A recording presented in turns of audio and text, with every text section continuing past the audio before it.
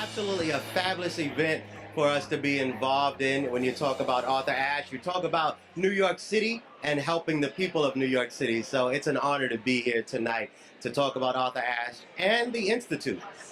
It feels wonderful. I've been with the Arthur Ashe Institute for 22 years, and so to see how this event has developed and how the organization has grown has been tremendous. Absolutely spectacular. It's really a great evening, great event. I am really honored. It feels great. This is our biggest fundraiser for the year. Looking forward to seeing everybody. Organization has been doing very well, and excited to have everybody here on a great night. You know what? It's an honor, and we're both delighted to be here.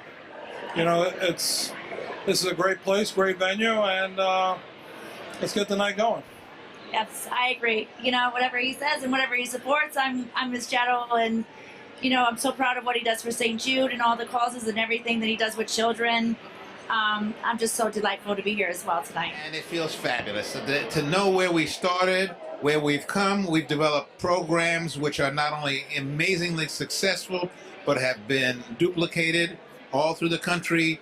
We get people all the time who are interested in replicating our programs. And Arthur Ashe was a good friend of mine, and I'm really proud to help fulfill his vision of urban health change in America. We're here to honor Arthur Ashe and all the great athletes and try to raise some money for a good cause.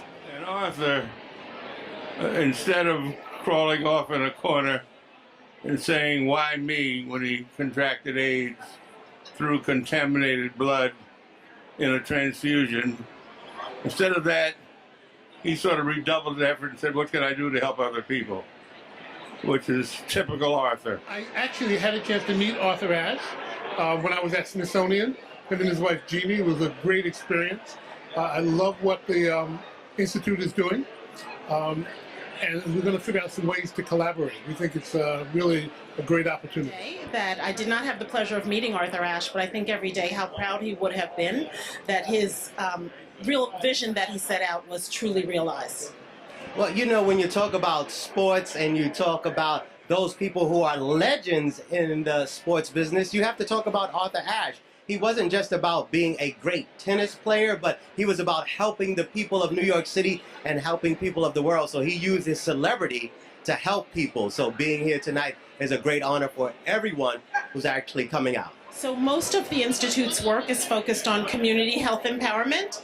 And what we're trying to do is give people tools and resources and educate them in ways so they can be more proactive about their own health, but also the health of their families and their communities. Our work falls in a couple of areas, but a lot of our work is focused on increasing the participation of young people of color in the health professions. And so we run a seamless pipeline from middle school through high school, through undergraduate and graduate school, to give young people the attitudinal as well as academic preparation so that they'll choose to be in the health professions and have a pathway for entry and advancement. The other part of our work is work that we do in non-traditional settings like beauty salons and barbershops. And what we're trying to do there, if you think about it, if someone is 6 inches from your ear, we're training barbers and stylists how to coach their customers towards better health with life-saving messages and tools that those customers can use for better health. A myriad of things. One of our main efforts and initiatives has to do with the Health Sciences Academy. We are located in Brooklyn with SUNY Downstate as our academic partners.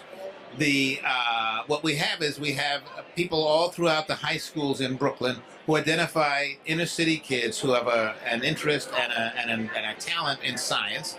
We bring them to the Downstate, and they're taught in a very, very rigorous program by many people, by some of the Nobel laureates and some of the great professors at Downstate.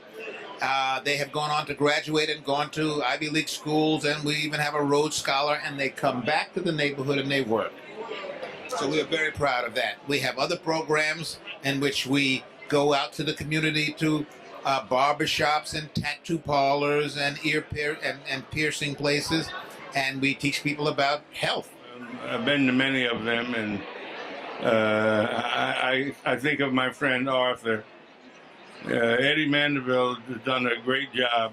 I think my official start date was the last board meeting. So, but you know, we got a lot of work to do. We've been working all the way through. So excited for tonight because it's a big fundraiser that allows us to do all the things and service our programs. He's got, first of all, he believes. He's a believer. He's been on the board for 5 years. He was unanimously chosen by the board after I invited him.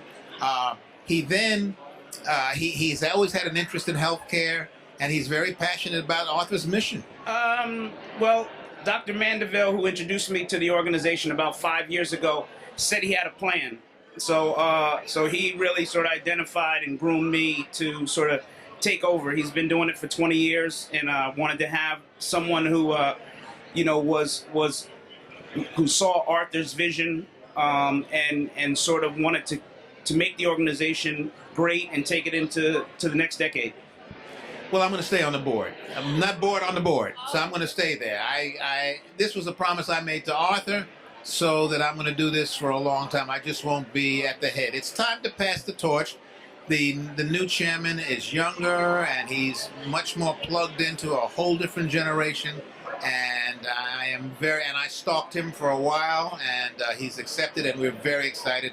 And I want to partner with him and do whatever I can. I'm with my parents, so that's good, and I can't complain. And your dad is Dr. Mandeville. Dr. Mandeville, he's been chairman of the Institute for over 20 years. Wellness throughout the inner city community. He grew up in the segregated South, and he saw the devastating effects of healthcare disparities. And it was his idea to try to do as much as he could to rectify that circumstance. And at the risk of immodesty, the Institute has done a lot in that regard. Well, our challenge has always been, how do we expand the footprint? How do we service the community? How do we build a bigger footprint? And so fundraising is always very, very key in trying to be able to expand on anything. And in this environment, it's tough to do, but we've been well received. Tonight is a great example of how much support we have, and really looking forward to it. So the next step for the institution is to expand our work. We are very much an organization that's focused on incubating model programs locally, testing their effectiveness and replicating them. And we hope to replicate in other cities, other parts of New York City, as well as other cities. We're also doing some work now abroad in the Caribbean. That's a great question. You know, I think building communities, building sustainable communities, that's what we have to do. It's really hard work, takes a lot of different skill sets, but I think that's the future. We've got to get communities healthy, and I think that's the work of the future. Oh yeah, we're improving. Every year at Dr. King's birthday, people like me are asked whether or not Dr. King's dream has been realized. And every year I have the same answer: not yet. Things are not yet what they need to be, but thank God they're not what they used to be.